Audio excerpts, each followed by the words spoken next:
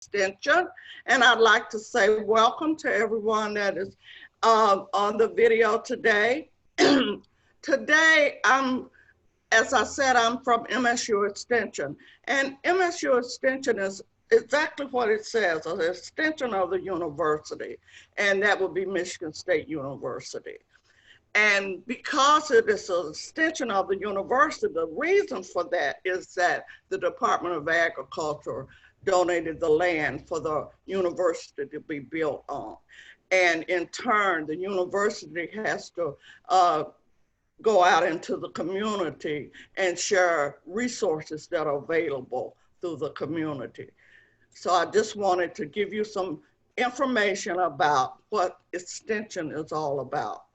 And in extension, we have 2 or 3 different, well, we have more than 2 or 3. We have a lot of different programs that is available through extension.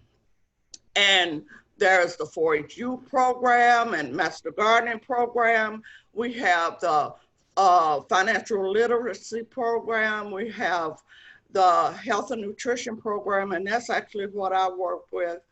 And we have a lot of other programs that's available. And there is a list of some of those links on the program today. So you will be able to go in and check out some of the programs that we offer. And so I again will say welcome, and today I'm going to be talking about how to eat better on a budget. So I'm going to first share with you to let you know that MSU is a affirmative action equal opportunity employer, and we do programs with everybody. We don't discriminate. We welcome everybody into our programs. Again, I'm going to be sharing 10 tips to eating healthy on a budget. I am a nutrition instructor, a community nutrition instructor, and I actually work in Oakland and Macomb County. But we have a team of people that works all over. So if you want to know anything about extension, you can use some of those links to find out what number that you would use to get information about extension or other programs that are available. The objectives for eating healthy on a budget would be to save money that you know, from the food you eat, purchasing items at a best price, and preparing meals that stretch your food dollar.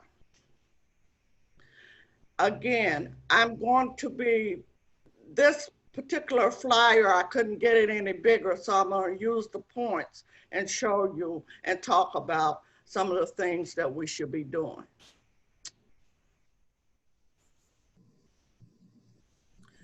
Eating better on a budget. The first thing that we should be doing is planning. That is crucial to eating better on a budget, because no matter how much money we make, we also know that people usually have a certain amount of money that they use to buy food and things that we need in order to make the food taste better. So planning is crucial. The planning, what we would do is we check to make sure what we already have on hand. We may look in the paper and find out what is on sale. And I kind of plan around whatever kind of meat is on sale. There's a lot of people that don't eat meat, but that's what I plan around. And so I look at I go online and look to see what the stores have on sale that week. And I might use things, again, like the sales papers that comes in the mail, because we get a ton of those. So planning is crucial. So look in your cupboard, your refrigerator, and your freezer to see what you already have on hand. Getting the best price is definitely something that is extremely important, because you don't want to waste money getting the best price. And when you're looking at those sales papers, check other stores to see what their price is for the same thing that you may be looking for, because that is crucial to save money. And many times they have various specials that's on sale. So look for that. Compare and contrast. That's exactly what you do. Compare the store prices. Now, I won't say go out of the way to spend spend 5 cents less, but compare the prices, and that way that will help you. Compare the brands, because maybe sometimes the store brand might be just as good and you may pay less money for the store brand than you would for a popular brand. And it's just as good, tastes just as good. So you can try them and find out if you like the store brand. If you don't like it, then you get the other one. Buying in bulk. I have an issue with buying in bulk. If you're a person that lives alone, I don't think buying in bulk is a good idea. But if you're a person that lives alone and you got friends and family and you have something that you really like and you see it's on sale at a place that sells bulk items, then what you would do is check with your friends and your family and ask them to go in with you, and you buy it together and just split it up. And maybe it's more than one person that you can check with, and you both will save money and you will feel comfortable after you do it. I'm moving something out of the way so I can see this. Buying in season. This is extremely important. Now, we know we live in Michigan, so we don't have fresh fruits and vegetables. I mean, just really actually fresh. We can go to the grocery store and buy fruits and vegetables, but fruits is something that when we get it in season, it's sweeter and it tastes better and everything. So buy in season. And if you know how to can or freeze or anything like that, you can do that, and you can have your fresh fruits and vegetables later on in the year when it gets cooler. So actually fruits and vegetables cost less money in the summertime. So another thing that happens is you be careful when you're buying. We should be careful when we're buying in season, because we don't want to buy a fruit that's too ripe, because it's going to spoil quicker. So if you're a person that lives alone, don't get a lot of it if you're not going to do anything else with it.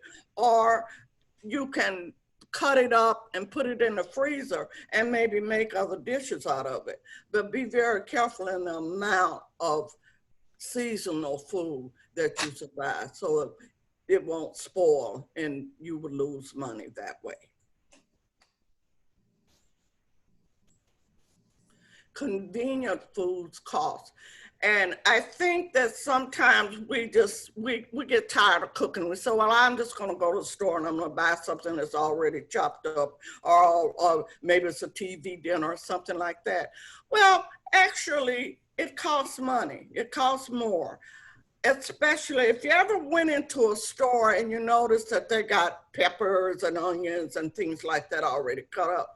Well, you pay more for that, and you may pay as much as 2 or 3 times more for that. Now, if you have conditions that you're not able to chop up vegetables or fruits or whatever, I suggest that if you got a neighbor or someone that comes to your house pretty often, and ask them to do it for you. If you can't do that and you have to buy it like that, then that's okay. And when you're preparing foods, make foods that are, say, you can make your own TV dinner and freeze it. And when you get ready to have it, you don't have to cook that day. Just pull it out of the freezer and put it in the oven, and you can, and it's nutritious because you know what went in that food. So think about that. If we cook some food at home, it saves a lot of money because you control what you're doing. Eating easy on your wallet.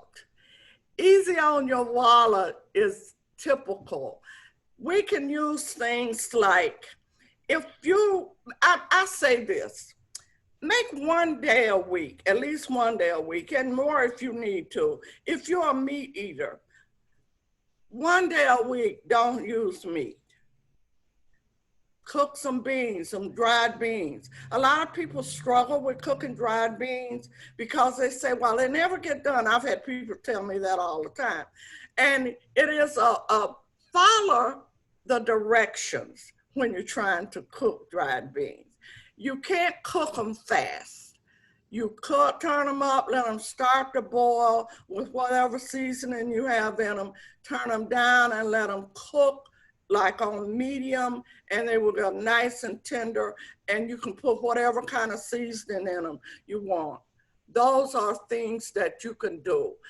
Be careful with what you're buying also when you're talking about easy on your wallet. Be careful with the vegetables and things that's in sauces, and because they cost more too. But you can buy things like vegetables, and cabbage is a vegetable, and sweet potatoes and things like that to have on hand. It takes not long at all to pop a sweet potato in the oven. And you really don't have to cook a sweet potato that long.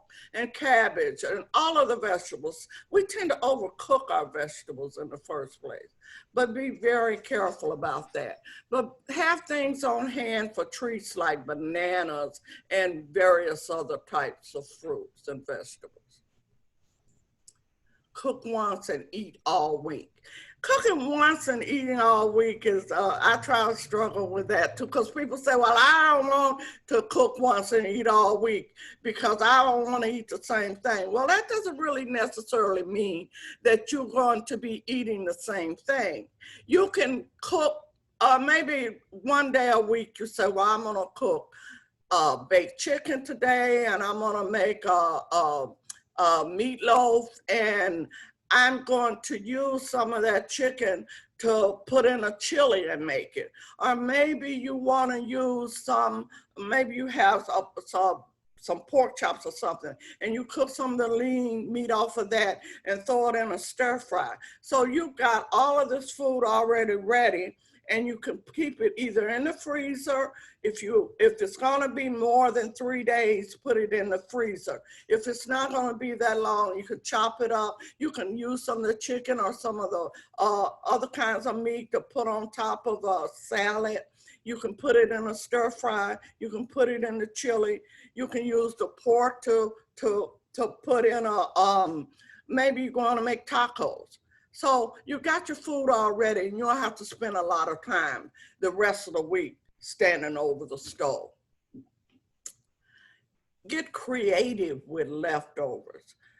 You can do whatever you want to with leftovers. I happen to think the leftovers have more flavor because of seasoning it's kind of soaked into them. So get creative with your leftovers. And try leftover chicken again in stir fry, put it on a salad. If you have vegetables, you can put vegetables in. For instance, if you want to make cornbread or corn muffins, you can put some corn in the corn muffins, and they are really, really delicious. You can put leftovers, chop up the meat if you have meat, and put them into a soup or pot pie, whatever you need to do. But don't throw away your leftovers, because that's gonna save a lot of money too. And when you're eating out, be very careful about what you're ordering. First of all, the best time to go to eat out to save money is for lunch. If you and your friends, or maybe you and your husband, or you and your partner, whoever you are going with, maybe you want to go to a restaurant and have a nice meal. Well, try to go during the lunchtime, because usually the lunch menu is more reasonable than going for dinner. But if you do go for dinner, check out the restaurants that have 2-for-1 portions. Check out, and if you decide to just get the meal that costs that money, what I tend to do, because I know I'm not going to eat the whole thing, I'll ask the waiter or the waitress to wrap half of it before I even start to eating. So I won't leave it on the plate and have wasted money there. And when you are out at a restaurant, try drinking water instead of ordering drinks, because drinks add a lot of money to what you pay for your food when you're in a restaurant. And if you're drinking the water, we should be drinking 8 glasses every day anyway. So that's what we should be doing. Drink our water and make sure, and actually water helps us to flush our body, and you will feel much better after you drink water instead of some of those sugary drinks that we tend to get in the restaurant. Even diet. Some people say, well, I drink diet pop. Well, diet pop has a lot of chemicals in it, so we have to be very careful about that. And that is the extent of my PowerPoint for that. It's not the whole extent. I just want to reinforce the fact that this is a health and nutrition program, and we offer our programs to families and to children and to senior citizens, and some of that information is in the chat, I think. I'm not sure where the links are, but there are going to be links that you could go to, and you could find out where you can go to get these programs. Most of our programs are of no charge to people that qualify for SNAP Ed programs. So they would be no charge for that.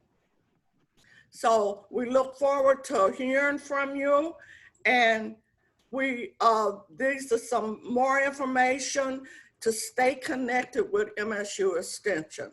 So hopefully, and we are on Facebook and Twitter and Pinterest. So all of these places are available if you want to find out some more information about Michigan State University Extension.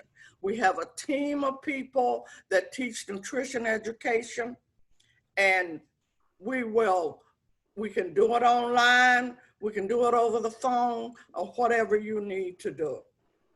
So I just want to add that I did put in the chat box the website link for the Show Me the Money Day. If you scroll down, once you get on that page, you will find all the resources from our presenters and our vendors. So there are links from Nancy's program at MSUE on that site that you can go through and look at, okay? Thank you very much, Cassandra. No problem. Thank you, Nancy, for joining us.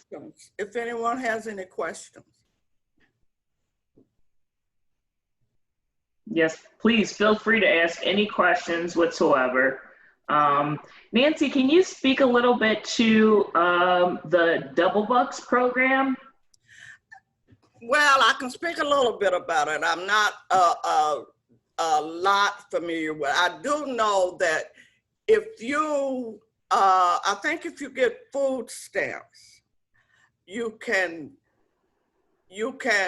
double the amount of fruits and vegetables that you can buy. And that's called Double Buck. But if that, Nancy, if you can help me with this, that's fine. Okay, I can help you a whole lot with it. So Double Up Food Bucks is used with your bridge card. So for you have to go to a participating farmer's market. Mm-hmm. You have to buy Michigan fresh fruits and vegetables. Okay. You can do up to $20 a day. So when you go to the farmer's market, you would go to the information booth. They're going to take your bridge card. They're going to ask you how much you want to take off. So if you said $20, they're going to take $20 off your bridge card. They're going to give you $40 in tokens to spend. Wow. And it must be Michigan fresh fruits and vegetables. So it has to be Michigan growing. Thank So you so example- much, Nancy. So I example, appreciate this that. time of year, well, maybe not this late in the year already, but earlier in the spring, peaches came up, but they're from Georgia. So you couldn't get those.